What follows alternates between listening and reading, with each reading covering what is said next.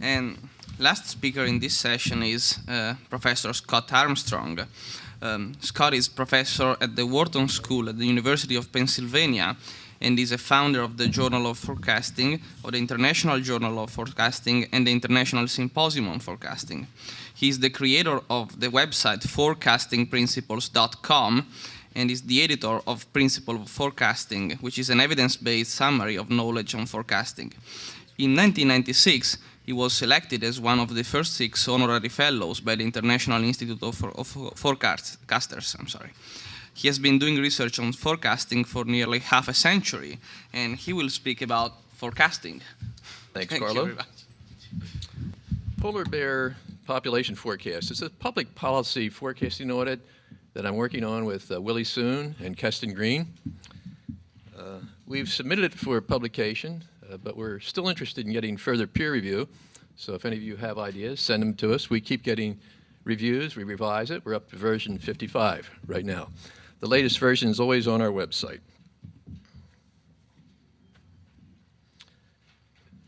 I agree with Al Gore here. We must stop tolerating the rejection and distortion of science, so I'd like to go on record as agreeing with Al Gore. The polar bear listing problem is a fairly expensive issue, as I understand. I haven't seen any actual numbers on it, but people talk about billions of dollars being involved. It's going to require regulation of the energy industry all over the continental United States to show that they will not affect polar bears. Nobody's concerned right now about the current status of polar bears, and Mitch Taylor's around, he can tell you all about this, but apparently they're high by historical standards. And so the whole issue is what's going to happen in the future. So it's all about the forecasting. I guess there'll be legal problems coming up. I'm not sure about those, but do you have to show that a species is endangered, or do you just have to think that it might be, which would seem to include the whole world?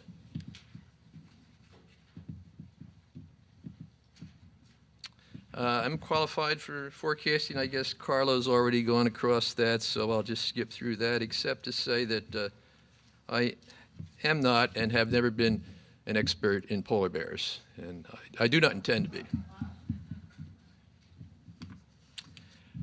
Take a look at this graph, and maybe you can just write a little note to yourself. Are these numbers going up or down? Are they going up sharply or down sharply? What's going on here? So we'll come back to that.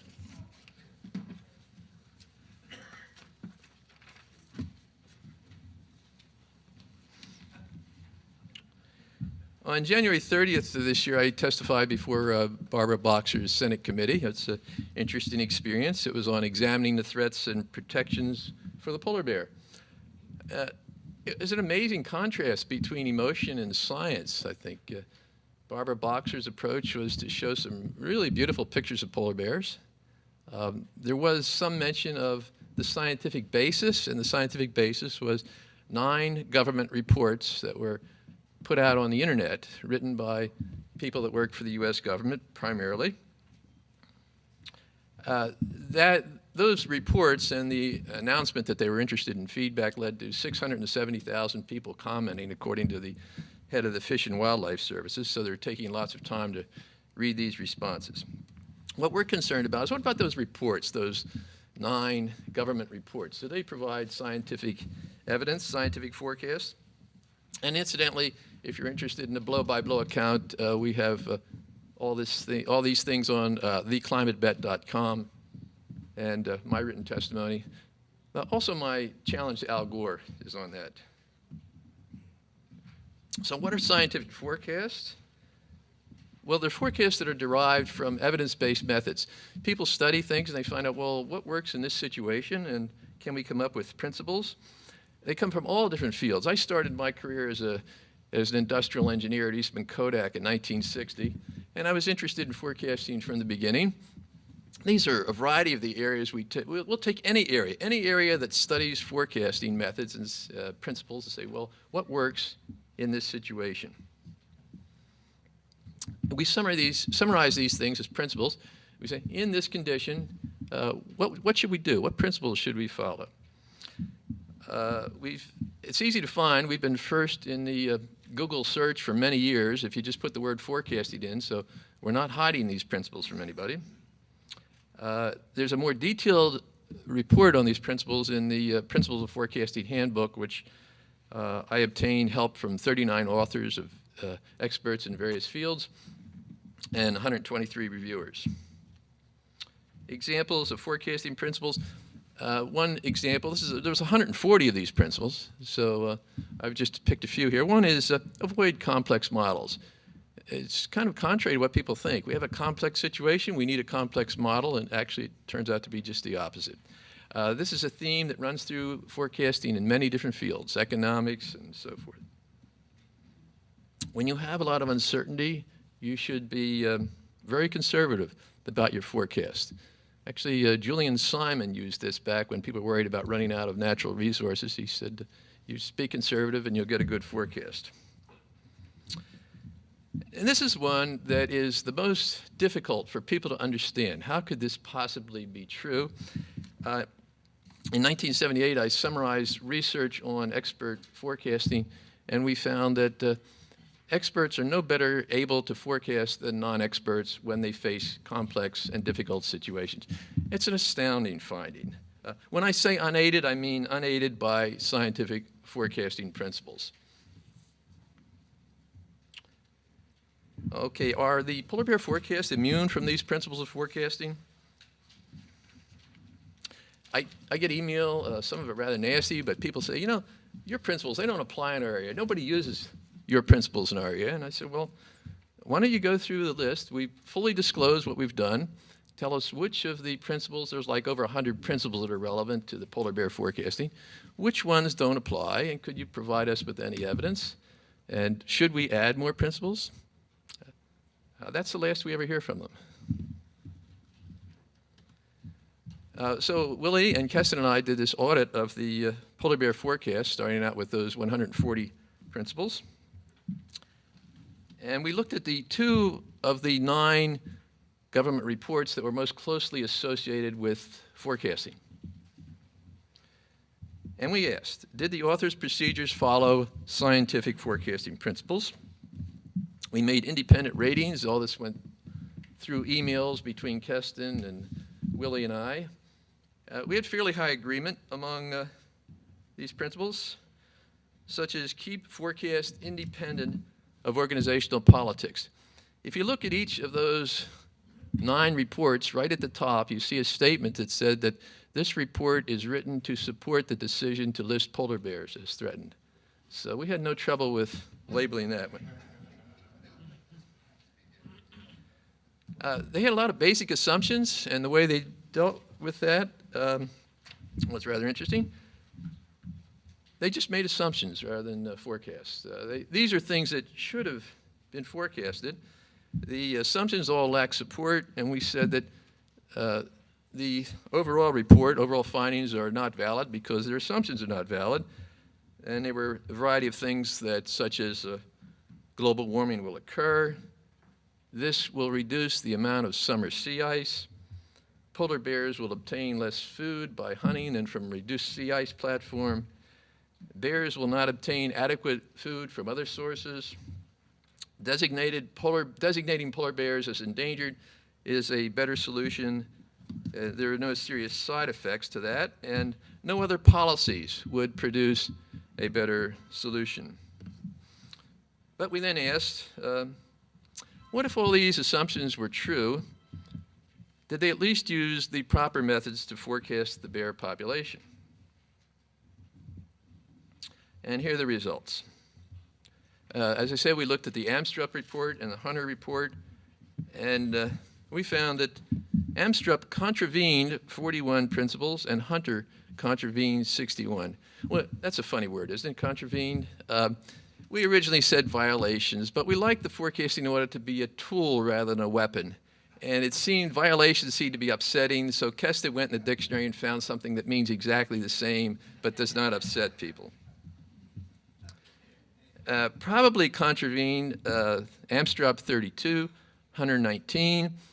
We had difficulty getting further information from these people, so they did not help us to clarify that. Insufficient information, things that we thought they should have talked about in the report and did not. We were unable to rate 26 relevant principles and for Amstrop and 15 for Hunter. And what's really important here is Amstrop properly applied 17 of the over 100 principles, and Hunter applied 10. That means overall, they correctly applied 12% of the relevant principles to forecast polar bears.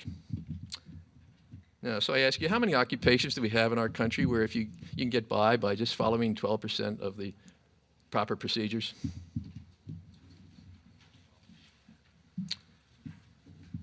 If you were going to forecast polar bear population over the next century, how do you think you might start out with that task? Well, I've asked people this, and they say, well, why not collect some time series data on this, find out what's happening. So that's what we try to do. We asked for the data used for the polar bear studies. We contacted the authors and said we'd like to have the data, and here's what we got.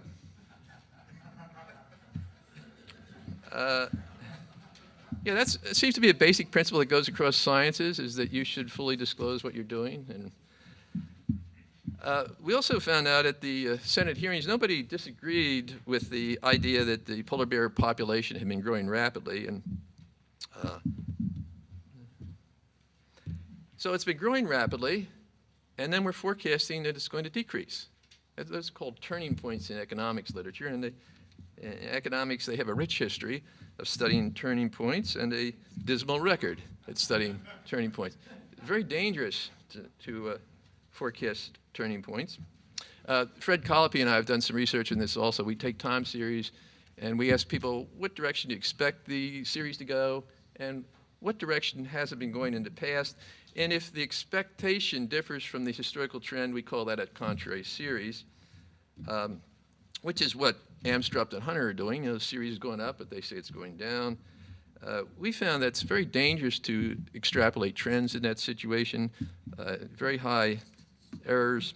We used 4 data sets with 723 long-range forecasts. If you follow that guideline of not extrapolating a trend, you would have reduced the forecast error by 43%. How did Amstrop et al. Forecast a 2/3 decline in the polar bear population? Well, the forecasts in the Amstrop paper were based on a single expert, that's Amstrop, with his assumptions. He was the lead author.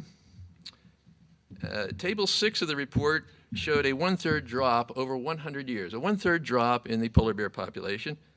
But in the abstract, it says a 2/3 drop in the current polar bear population by mid-century. So Willie Soon's been trying to get some clarification on that.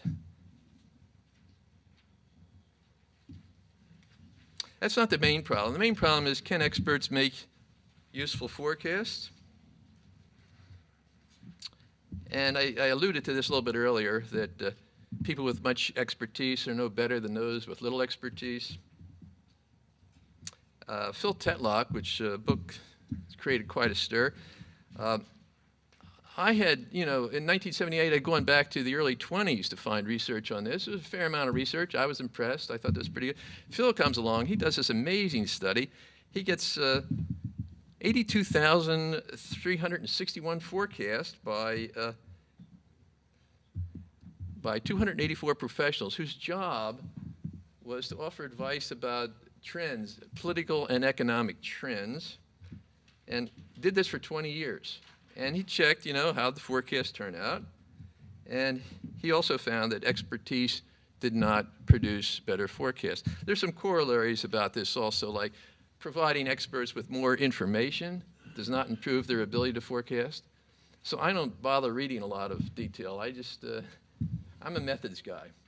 So we can improve forecasts, but not by giving information to experts.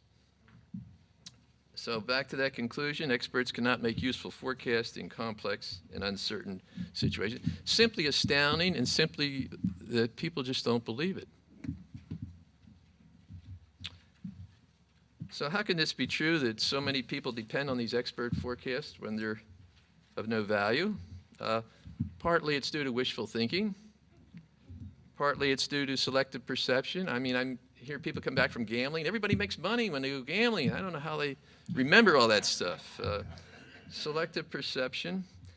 And I don't know, some of you probably know of Leon Festinger's dissonance reduction. As soon as you provide evidence to people to the contrary, to their beliefs, they get upset. And the better the evidence you provide, the more upset they get. So we can expect a tremendous reaction to this conference, I think, from the warmers. They'll be even more convinced than they were before. Festinger's was about when worlds end, and there was a group that predicted worlds would end.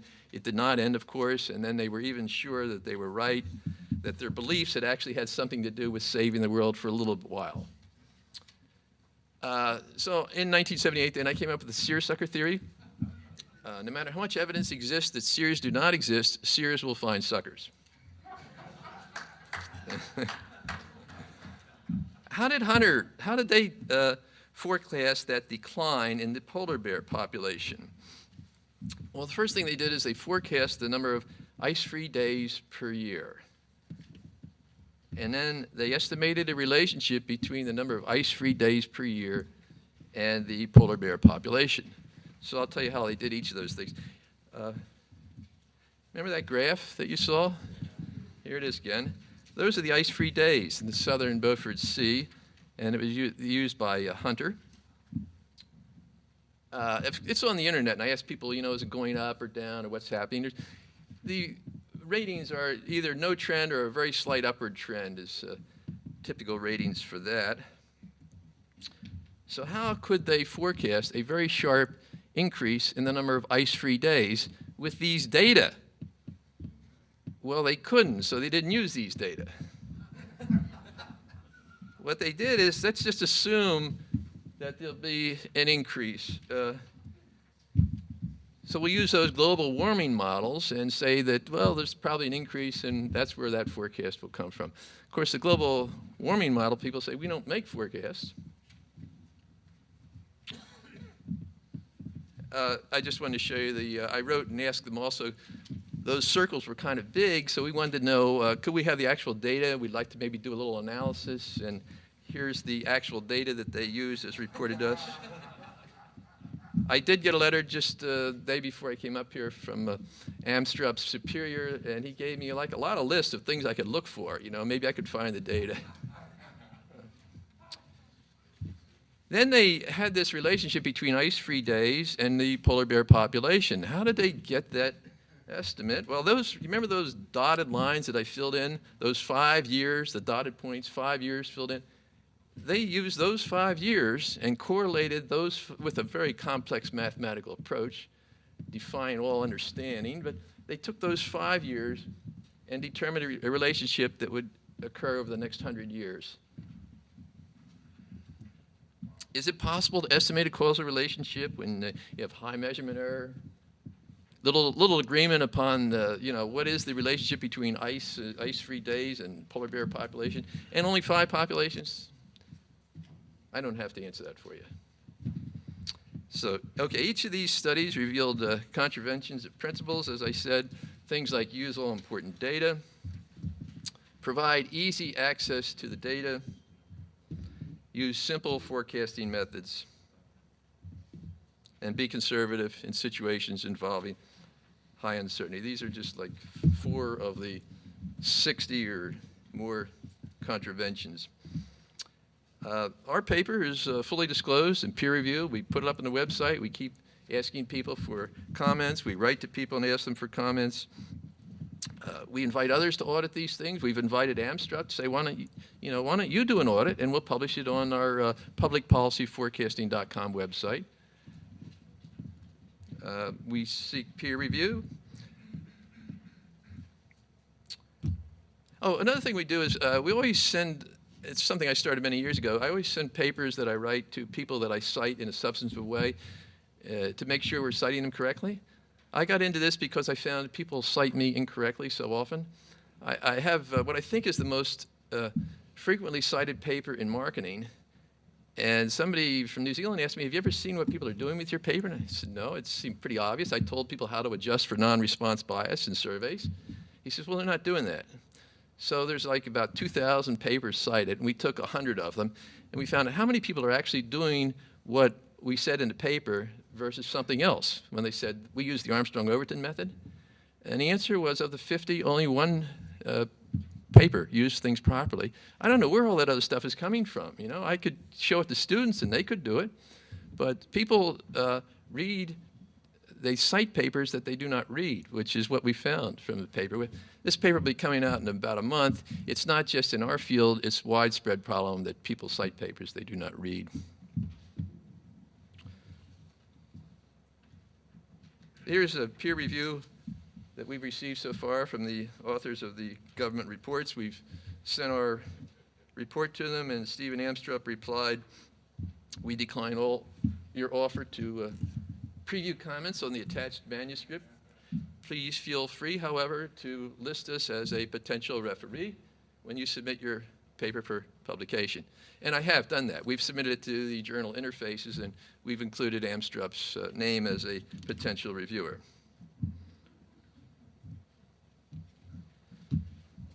So unfortunately, much of what we know about scientific forecasting methods is contrary to commonly held opinions. It's not scientific to base